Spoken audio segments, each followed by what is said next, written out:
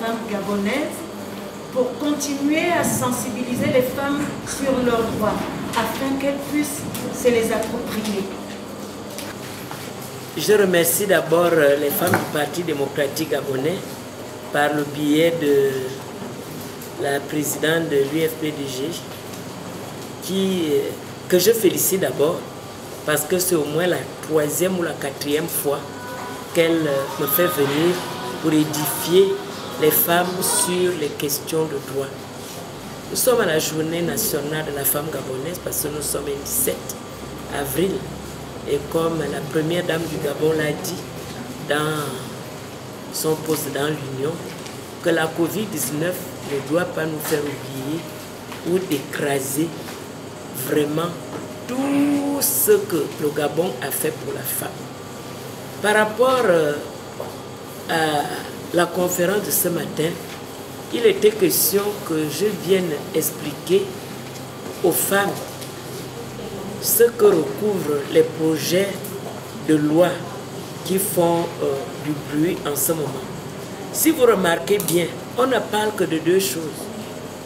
La femme risque maintenant d'être chef de famille, on enlève l'obéissance, mais on a oublié toute la panoplie des bons projets qui sont là-dedans. On a oublié le problème des actes de naissance. Combien d'enfants aujourd'hui ont des actes de naissance, ce problème qu'on voudrait régler à cause du fait que c'est 3 jours dans le texte actuel, mais si la femme a des problèmes quand elle accouche, et à ce problème s'ajoute le comportement des officiers d'état civil qui continuent à demander aux femmes qui ne sont pas mariées, il faut absolument que le père soit là. Alors que si le père n'est pas là, on peut déclarer l'enfant au nom seulement de la mère. On ne parle pas de ça dans les réseaux sociaux. On ne parle pas des filles qui font l'objet d'inceste et de viol par rapport au fait que si ces viols-là, si elles se retrouvent en grossesse à la suite d'un inceste ou d'un viol, qu'on l'autorise au moins à se débarrasser avant un certain temps. On n'en parle pas. On parle seulement de ce que moi j'appelle le reflet des plaques socio-culturelles. C'est-à-dire que certains us et coutumes disent que l'homme doit commander, même mal commander, mais il faut qu'il commande. Ce n'est pas ce que le projet dit. Le projet dit que le mariage, c'est 2 personnes. Et ces 2 personnes-là doivent être superbement complémentaires. C'est ce que les juristes appellent égalité en droit. L'un ne doit pas faire des choses à l'insu de l'autre. Le mariage, c'est un gouvernement. Nous devons nous mettre ensemble pour choisir le domicile. Nous devons nous mettre ensemble pour régler les problèmes des enfants. Nous devons nous mettre ensemble quand il est question de prendre des grandes décisions.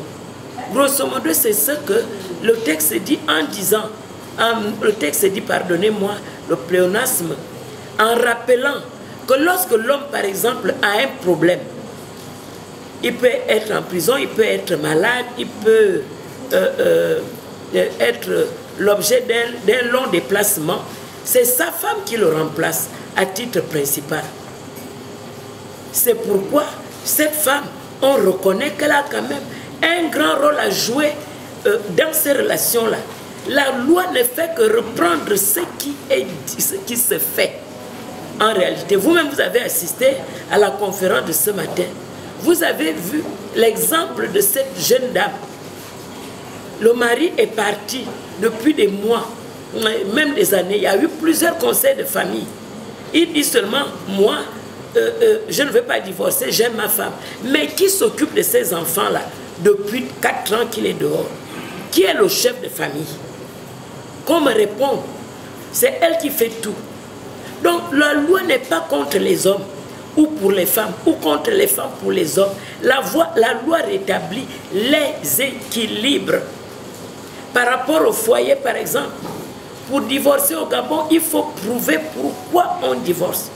Mais lorsque les époux ne veulent pas aller déballer ce qu'ils vivent, la réforme que l'on veut faire, parce que nous sommes, je précise qu'on est encore au stade de projet, la réforme dit les époux peuvent s'entendre pour mettre en place ce que les juristes appellent le divorce par consentement mutuel. C'est tout. Mais l'ancien modèle va rester. Donc vous avez le choix entre les deux modèles. Vous voulez le divorce sanction, c'est vous-même. Vous voulez divorcer par consentement mutuel, c'est vous-même. Mais on oublie que le texte actuel dit déjà que si vous êtes séparés pendant 3 ans, en continuité, vous n'avez plus aucun rapport. Vous êtes mariés, mais vous ne communiquez pas depuis 3 ans chacun dans son coin. Pour cette seule cause, vous n'avez plus besoin de dire beaucoup de choses. Vous pouvez demander divorce. Nous ne sommes pas contre le mariage. Moi particulièrement, j'aime pas le divorce parce que c'est une partie de la vie de quelqu'un qui s'en va. Mais nous devons voir la réalité des choses, le concret de ce que les femmes vivent, de ce que les hommes vivent. La loi spécifique sur les violences faites aux femmes ou sur les violences basées sur le genre ne fait que reprendre. Comment vous allez établir le traumatisme psychologique? On établit quand on vous a frappé, on fait un certificat médical. Mais à l'intérieur là-bas, il y a des dégâts à l'intérieur. La femme se retrouve, ou même l'homme, parce que la loi, ce que les détracteurs ne disent pas que c'est vice-versa. Ils ne le disent pas. C'est pour les deux. Alors, vous, quelqu'un en train de subir à l'intérieur, on veut rétablir cela pour que ce traumatisme psychologique qu'on appelle violence psychologique, qui entraîne des maladies psychosomatiques, doit être mis en éveil pour dire que si une femme ou un homme est victime de cela, il faut que ça soit sanctionné. Voilà ce que les lois disent. Il y a tellement de choses. Mais nous refusons qu'on réduise ces projets à la mesquinerie, excusez-moi, à la mesquinerie tout simplement. Mais nous sommes encore au stade de projet. Nous attendons, puisque vous savez, au Gabon, il y a 2 initiateurs de la loi. Il y a le gouvernement, il y a également le Parlement dans ces 2 chambres, la chambre haute et la chambre basse. Il y a aussi le Conseil d'État qui a son mot à dire. Et quand c'est social, même le Conseil économique et social et environnemental peut dire un mot quand il s'agit de quelque chose qui touche le social. Donc il y a encore un long circuit à faire. Et si c'est une loi organique, par exemple, eh bien, elle va passer par la Cour constitutionnelle. Je sors de cette conférence très satisfaite parce que, vous savez, dès qu'il y a un projet, dès qu'il y a une information, nous sommes plus informés sur les réseaux sociaux. Mais là, nous étions en face d'un magistrat